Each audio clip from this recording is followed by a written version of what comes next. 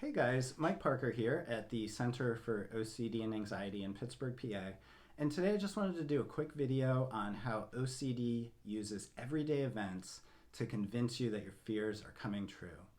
So if you are in OCD treatment, if you've been in OCD treatment, you understand that you start to identify those repetitive behaviors you're doing, those rituals or those compulsions, those things that are reinforcing your fears and keeping you stuck in OCD.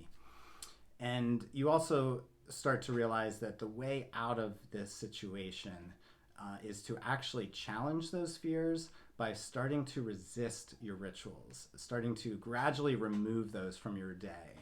And that can be an extremely difficult step to take. It's something that everybody with OCD wants to do, but it's very hard to actually do it. And the reason is because OCD can be so convincing. It's one thing to sit in your therapy appointment and to say, yeah, this week I'm gonna, not wash my hands as much. This week I'm going to not ask my wife for reassurance and all those things. But when you're actually out there in the world, it's very tricky.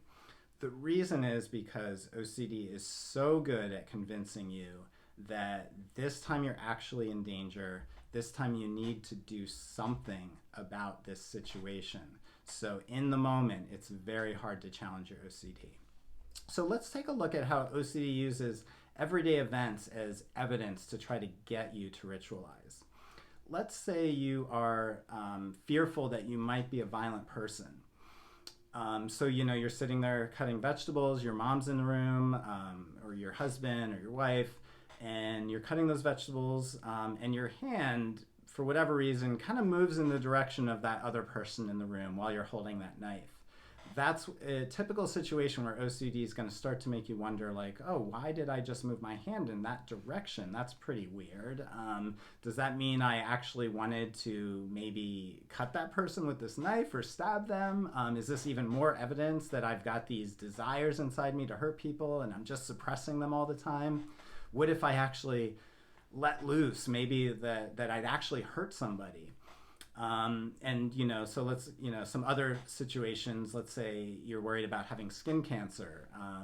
Every mark that you notice on your skin is suddenly appearing new, like maybe I've never seen that before. Could that be something I need to get checked out? If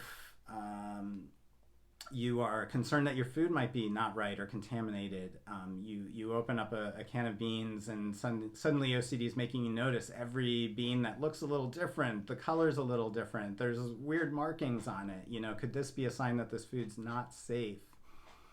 When you're driving to work and you are worried of potentially hitting someone and maybe not even realizing it.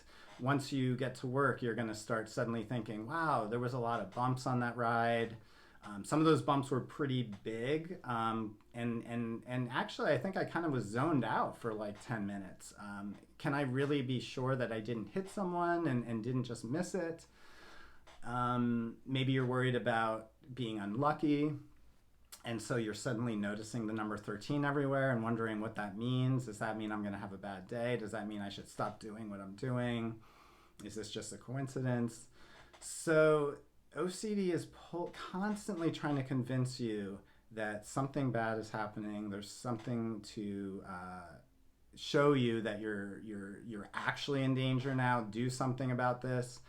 The thing to notice about everything I just described is those are all absolutely 100% just everyday events. So, when you're holding that knife and your hand moves in the direction of someone else in the room, there's no way that you will ever master your body to the point that you are always in complete control of every motion and always know exactly why you moved every finger and every hand and every arm. Life is random, and there's always going to be a hand moving in the direction of someone else, and sometimes there's going to be a knife in that hand. So there's never going to be a day where that kind of stuff doesn't happen. You're never going to know exactly why you make every motion that you make. There are always going to be marks that you see on your skin, and you will not be sure if that's a new mark or not. And you will once you start paying attention to things, you just notice them, right? So once you start paying attention to your food, you are going to notice every difference between every bean that you didn't notice when you weren't worried. And when you start seeing 13 all the time, once you start looking for it, you're going to see it everywhere. But this, of course, brings up the question. It doesn't change the fact that OCD is extremely good at what it does. It makes me triggered, and I just am having a hard time getting over and not ritualizing, because OCD always has something it's pointing to that feels very convincing. So what do you do about this situation? Well, the first thing is what you shouldn't do. And the thing you don't want to do is take each triggering situation incident by incident. You don't want to, every day when you go to work and get to work, try to figure out, like, how many bumps did I hit? How zoned out was I this morning? Was it a big enough bump? And try to figure out if this is the morning where maybe you should go back. Or is this a morning where, you probably didn't hit someone and you can go into work. You don't want to be thinking every day, well, how many times did I see the number 13 today? Was it enough for me to ritualize or not? What we call that is actually a figuring it out ritual. And what happens when you're trying to figure out if you should ritualize with, each new triggering incident is OCD tends to win that battle. If you're going to try and figure out if you have cancer or not in the moment, chances are you're going to come to the conclusion that you do, or at least you should make that doctor's appointment.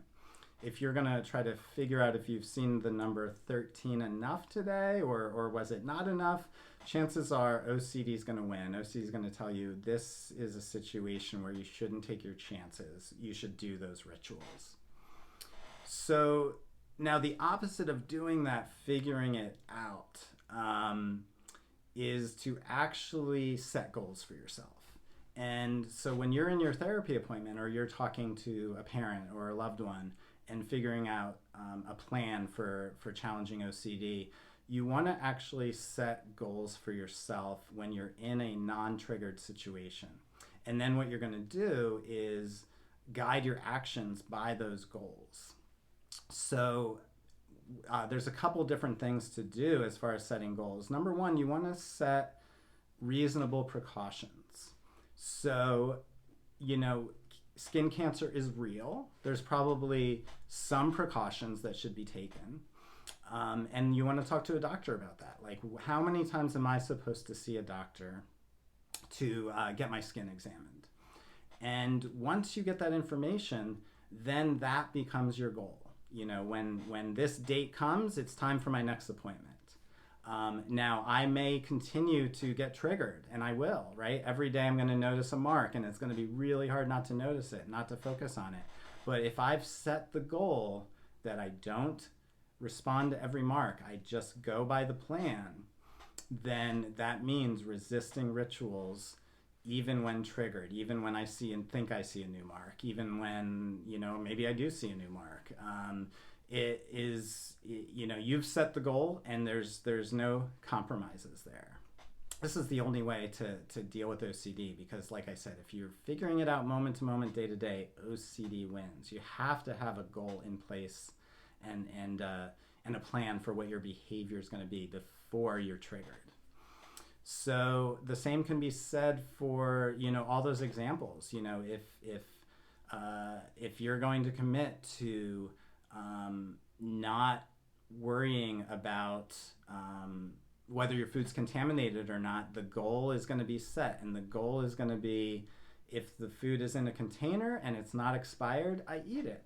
And yes, I'm going to see all the variations, and yes, I'm going to have the doubts pop into my mind, but my goal is set. I'm going to eat food that's not expired and has been, properly put in a refrigerator, and the standard precautions have been taken, and that's all I'm going to do. Anything beyond that, we're going to call it OCD, and that's when I stop. I don't do the rituals. Now, the other thing I would say, besides just establishing those reasonable precautions, is also kind of raising the bar on when you should worry and when you shouldn't. So, right now OCD wants you to worry if you get to work and you think you had some bumps and you think you were zoned out for part of the drive. OCD says that's reason to worry. And what you're going to have to do is say that is not enough reason, and you're going to have to raise that bar. And what you're going to do, as crazy as this sounds, the bar has to be, if I am stopped in my vehicle because I have just hit someone and I see them in pain on the ground right in front of me and there's bleeding and all the evidence that I have hit someone is right in front of me, that's when I'm allowed to worry that I've hit someone.